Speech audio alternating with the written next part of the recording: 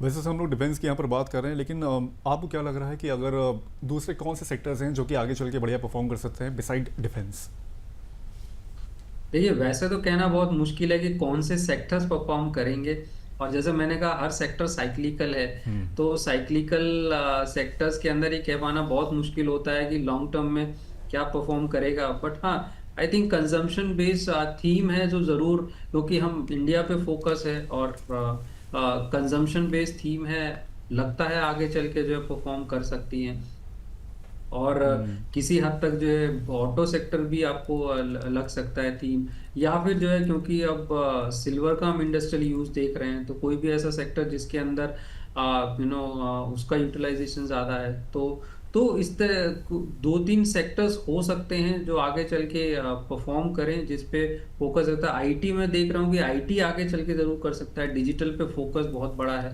तो इसलिए जो है, आप एआई की हम बात कर रहे हैं, तो IT sector can be one of the sector जो कि आगे चल के परफॉर्म कर सकता है। ठीक है सर, लेकिन आईटी से हमारे जो निवेशक हैं बीते कुछ समय में तो काफ़ी ज़्यादा नाराज जो है नज़र आ रहे हैं, निराश नज़र आ रहे हैं, जिस तरीके की परफॉर्मेंस आईटी इंडेक्स की खास करके रही है। अगर हम ध्यान से देखें तो अगर निफ्टी आईटी की मैं बात करूं, काफ़ी ज़्यादा गिरता हुआ नज़र आया है। बीते एक साल में 18% से ज़्यादा गिरता हुआ सर निफ्टी आईटी इंडेक्स नज़र आ रहा है। क्या वजह देख रहे हैं सर? क्या एआई ही एकमात्र वजह है या फिर और भी कुछ वजह हो सकती है इस तरीके के परफॉर्मेंस की? और आगे क्या एआई को बीट करके या फिर उसका साथ लेकर आईटी बेहतर करता हुआ नजर आएगा? और जो फंड में लोग निवेशित हैं, ठहरे रहें या निकल जाएं आईटी की?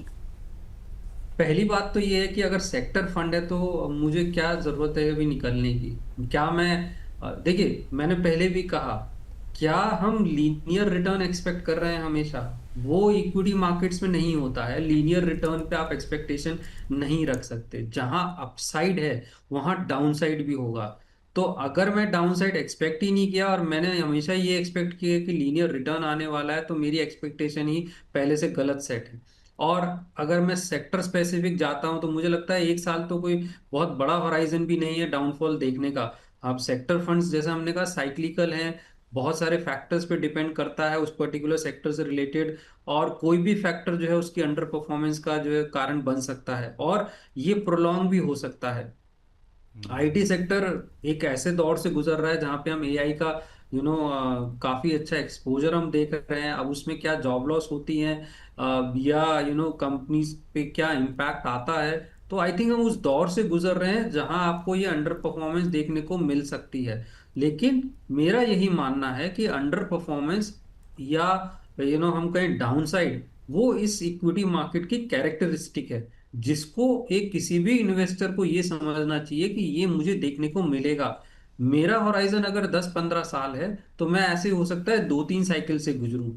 और ये हमने देखा भी, अगर हम 2008 से पहले से भी हम देखते आ रहे हैं किस तरह इक्विटी मार्केट्स में इस तरह से हमने जो है सिनेरियोज देखे हैं। तो जहां अपसाइड है वहां डाउनसाइड भी मुझे देखने को मिलेगा। अब मुझे उसमें बने रहना है। जब तक फंडामेंटल चेंज ना हो तब तक मुझे एग्जिट करने का कोई कारण नजर नहीं आता। और सर मुझे लगता है इसीलिए आप जैसे जो एक्सपर्ट्स हैं वो 5 से 10% का एलोकेशन रखने की सलाह देते हैं, कि ताकि निवेशक बहुत ज़्यादा पैनिक भी ना हो। 5 से 10% का कम एलोकेशन रहेगा तो एक पुश भी मिलता रहेगा पोर्टफोलियो को, और बहुत ज़्यादा हिस्सेदारी नहीं है तो पोर्टफोलियो बहुत ज़्यादा डाउन साइड जाता हुआ भी नजर नहीं आएगा। इसीलिए हम 5 से 10% करते हैं, उस सेक्टर सबसे ज्यादा रिस्क पे होता है। अब वो पर्टिकुलर सेक्टर, और क्या होता है कि बहुत हाई रिटर्न्स भी देता है। अब उस हाई रिटर्न की एक्सपेक्टेशन बहुत गलत सेट हो जाती है कि मुझे इतना रिटर्न तो मिल जाएगा इस सेक्टर से, लेकिन हम उस सेक्टर्स की जो इनहेरेंट कैरेक्टरिस्टिक है हम उसको समझ नहीं पाते कि किस तरीके से ये परफॉर्म करेगा, कहाँ कहाँ पे मुझे कितना लंबा डाउनसाइड देखने को मिल सकता है। हमने इंफ्रास्ट्रक्चर थीम में देखा है, जो आज परफॉर्मेंस के दौर पे है, हमने एक बड़ा लंबा दौर तो ऐसा देखा है इंफ्रास्ट्रक्चर का कि उसने कोई रिटर्न नहीं दिया था। पे शुरुआत में रिटर्न दिया, फिर बहुत लंबे टाइम तक इंफ्रास्ट्रक्चर पे फोकस नहीं था, तो कोई रिटर्न नहीं मिला, और दोबारा से फिर परफॉर्म करना शुरू किया। तो क्योंकि हर सेक्टर में गवर्नमेंट की पॉलिसीज बहुत मैटर करती हैं, उस सेक्टर में क्या चल रहा है वो मैटर बहुत कुछ करता है। अब हम ग्लोबली जुड़े हुए हैं, तो वो सेक्टर, अब आईटी सेक्टर मान लीजिए हम लेके चलते हैं, तो ग्लोबली क्या हो रहा है उस पर जो है इम्पैक्ट बहुत कुछ आ सकता है, क्योंकि end of the day business तो ग्लोबली हो रहा है। तो इसलिए सेक्टर स्पेसिफिक हम लिमिटेड एक्सपोजर एडवाइस करते हैं। उसका कारण यही है कि किसी भी इन्वेस्टर को कोई अंदाजा लगाना बहुत मुश्किल होता है कि इस सेक्टर में क्या होने वाला है, और अगर वो सेक्टर स्पेसिफिक चला जाएगा तो अपने पोर्टफोलियो को ज्यादा रिस्क की तरफ ले जाएगा, और ज्यादा रिस्क का मतलब है कि डाउनसाइड बहुत ज्यादा देखने को मिल सकती है। तो इसलिए उतना एक्सपोजर रखें जिसको आप टॉलरेट कर सकें। सेक्टोरल है तो थोड़ा साइक्लिकल रहेगा, कभी उतार चढ़ाव, कभी ज़्यादा हो सकता है, कभी कम हो सकता है, तो फिर इसका भी थोड़ा सा ध्यान रखिए। इसलिए 10% का यहाँ पर एलोकेशन रखना ही मुनासिब है सेक्टोरल फंड्स में। सर, अप्रैल में एक बदलाव भी किया गया था सेक्टोरल थीमेटिक फंड्स को लेकर, जिसके हिसाब से लार्ज कैप को छोड़कर, जो मतलब लार्ज कैप जो फंड्स हैं उनको छोड़कर कोई भी सेक्टोरल या थीमेटिक फंड अपने पोर्टफोलियो का आधे से ज़्यादा हिस्सा उसी एएमसी की दूसरी इक्विटी स्कीम्स में साझा नहीं कर सकता है। सर, क्या था ये पूरा मामला, एक बार आसान भाषा में हमारे दर्शकों को समझा दीजिए। देखिए, बहुत सारे चेंजेस हुए थे, जिसके अंदर ये हुआ था कि काफी ओवरलैपिंग जिन स्टॉक्स जिन स्कीम्स में होती है वो नहीं होनी चाहिए। दूसरा, किसी भी पर्टिकुलर एएमसी जिसका सेक्टर फंड है वो अपनी ही एएमसी के दूसरे फंड्स में बहुत ओवर एक्सपोज ना हो। ओके, तो इसी को देखते हुए उसको कम करने की कोशिश की गई है कि अगर इवन सेक्टोरल फंड्स, उनका जो है डाइवर्सिफिकेशन बहुत इंपॉर्टेंट है। वो डाइवर्सिफिकेशन केवल आपकी एएमसी तक सीमित ना हो, बाहर तक भी जाना चाहिए।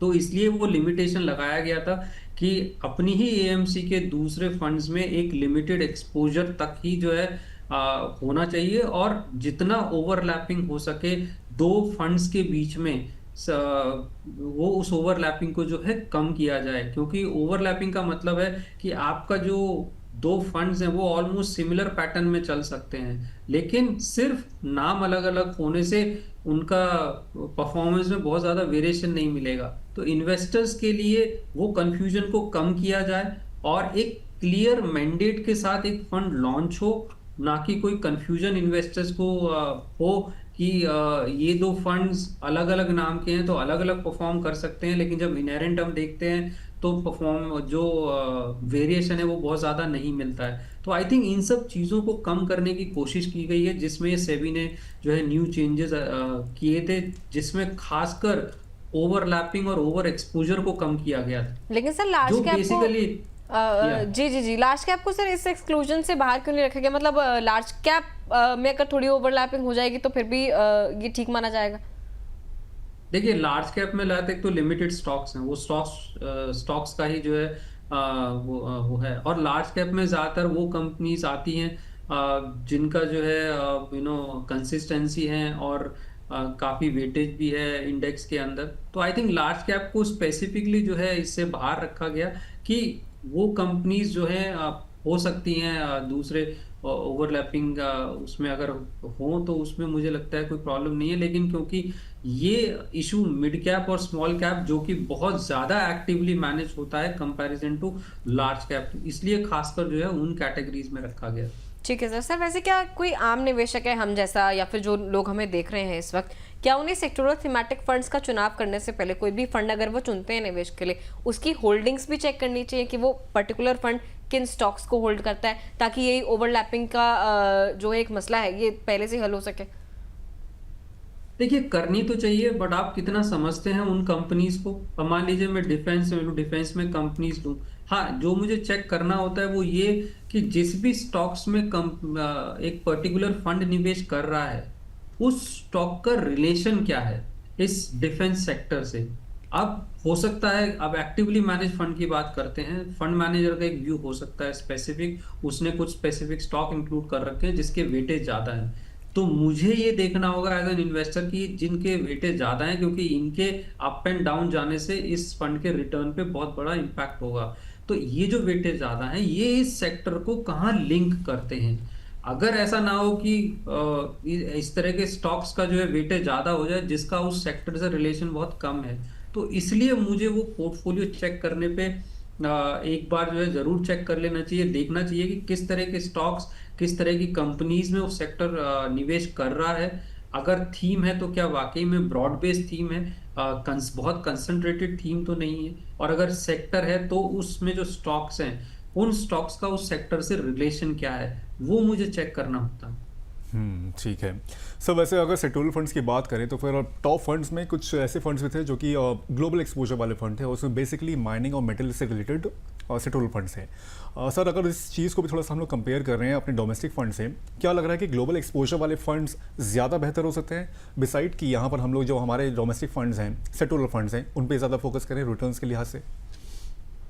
नहीं, देखिए, अब रिटर्न के लिहाज से ग्लोबली बेटर होना चाहिए, सेक्टर बेटर होना चाहिए, ये अंदाजा लगाना बहुत मुश्किल है। हाँ, मुझे लगता है कि डाइवर्सिफिकेशन हर इन्वेस्टर के पोर्टफोलियो में होना चाहिए, और ग्लोबल डाइवर्सिफिकेशन अब एक तरह से मैं बोलता हूँ कि होना चाहिए, जरूरी भी है। आपने इंडियंस डोमेस्टिकली आपने जो है निवेश कर रखा है, और ग्लोबल मार्केट्स भी अच्छा कर रहे हैं, तो अगर इन्वेस्टर्स को वो ऑप्शन आसानी से अवेलेबल है तो क्यों ना उसका एडवांटेज लिया जाए।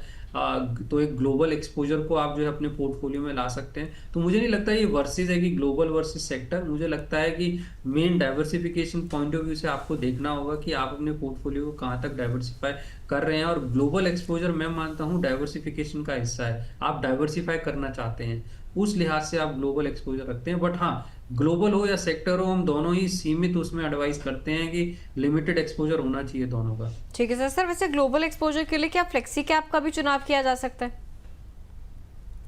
किया जा सकता है, अगर फ्लेक्सी कैप फंड इंटरनली वो एक ग्लोबल एक्सपोजर ले रहा है और आप अपने पोर्टफोलियो में उस एक्सपोजर तक जो है वो सीमित हो जाते हैं, तो ज़रूर किया जा सकता है। तो फ्लेक्सी कैप भी एक ऐसी कैटेगरी हो सकती है जो कि आपके फंड में ग्लोबल एक्सपोजर दे सकती है। अब बहुत कुछ निर्भर करता है कि आप 10% जाना चाहते हैं, फ्लेक्सी कैप आपको केवल 3-4% का एक्सपोजर दे रहा है, और वो फ्लेक्सी कैप का इनहेरेंट जो है global exposure fund manager manage करेगा। आपने किस तरीके से डाइवर्सिफिकेशन चूज कर रखा है, आपने ऑलरेडी डाइवर्सिफाई फंड्स के द्वारा कर रखा है, आप उसमें ग्लोबल फंड ऐड करना चाहते हैं, और फ्लेक्सी कैप का जो ऑलरेडी ग्लोबल के अलावा एक्सपोजर है वो आपके पोर्टफोलियो के एलोकेशन को किस तरीके से चेंज कर रहा है, तो वो सब देखने के बाद फ्लेक्सी कैप फंड में भी ग्लोबल एक्सपोजर एक ऑप्शन है। सर वैसे लॉन्ग रन के लिहाज से क्या लग रहा है कि अगर डिफेंस सेक्टर में कोई एंट्री करना चाह रहा है तो उसको थोड़ी सी क्या उम्मीद रखनी चाहिए और क्या रिस्क फैक्टर यहाँ पर ध्यान रखनी चाहिए जब वो यहाँ पर डिफेंस सेक्टर में एंट्री ले? देखिए, उम्मीद तो ये रखनी चाहिए कि गवर्नमेंट का जो फोकस है, जो पॉलिसी मेकिंग है, वो इसी तरह से चलती रहे, तो जो है इस सेक्टर के अंदर परफॉर्मेंस आपको देखने को मिल सकती है लॉन्ग टर्म में। ये कहीं भी अगर कम हुआ तो आपको जो है ड्रॉ डाउन देखने को मिलेगा, प्रोलॉन्ग भी हो सकता है। तो इसलिए यहाँ पे, क्योंकि स्पेसिफिकली मैं डिफेंस की बात कर रहा हूँ, कि गवर्नमेंट पॉलिसीज बहुत मैटर करेंगी, गवर्नमेंट का फोकस बहुत मैटर करेगा, क्योंकि डिफेंस के ऑर्डर्स जो हैं गवर्नमेंट से भी बहुत ज़्यादा आने हैं, तो इसलिए जो है गवर्नमेंट पॉलिसी बहुत बड़ा फैक्टर है इस सेक्टर के लिए।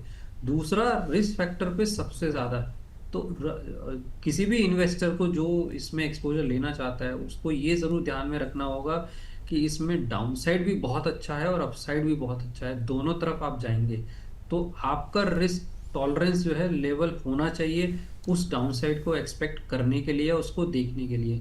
अगर नहीं है तो मुझे लगता है कि फिर अवॉइड करना चाहिए। ठीक है सर। तो मतलब उम्मीद के तौर पर आप ये देखें कि गवर्नमेंट की जो पॉलिसीज हैं इसी तरीके से बरकरार रहें, तो इन फंड्स में, इन पर्टिकुलर सेक्टर में जो है अच्छी उम्मीद जताई जा रही है। उसके अलावा रिस्क की बात करी सर ने, डाउनसाइड बहुत ज़्यादा है, अपसाइड भी बहुत ज़्यादा है। मुझे लगता है सर कि अगर डाउनसाइड दिख भी रही है एक पर्टिकुलर डिफेंस फंड में जिसमें कोई निवेशित है, तो फिर पेशेंस रख के चलना चाहिए, कहीं ना कहीं उसमें अपसाइड भी नजर आएगा। देखिए, डाउनसाइड जैसे मैंने पहले भी कहा कि इक्विटी मार्केट का कैरेक्टरिस्टिक्स है, वो तो आपको कंसीडर करके चलना ही चाहिए। अगर आपने लॉन्ग टर्म में निवेश किया है तो 1 साल के डाउनसाइड पे मुझे पैनिक होने की ज़रूरत नहीं है। हाँ, मैंने अगर 2 साल के लिए निवेश किया और 1 साल में डाउनसाइड आ गया तो मैं ज़रूर पैनिक हो जाऊंगा। तो मुझे, अगर लॉन्ग टर्म इन्वेस्टर हूँ, तो मुझे सिर्फ ये ध्यान रखना है कि 2-3 बार मुझे वो डाउनसाइड देखने को मिल सकता है, तो मैं उसके लिए प्रिपेयर्ड रहना चाहिए। ठीक है, तो ये निकल कर आती है सर की ओर से। Jitendra sir, thank you so much, आज आपने समय दिया और डिफेंस पूरे ओवरऑल सेक्टर को लेकर तमाम ज़रूरी जानकारियाँ, अपनी महत्वपूर्ण राय यहाँ पर दी sir. Thank you so much sir. Thank you sir. धन्यवाद।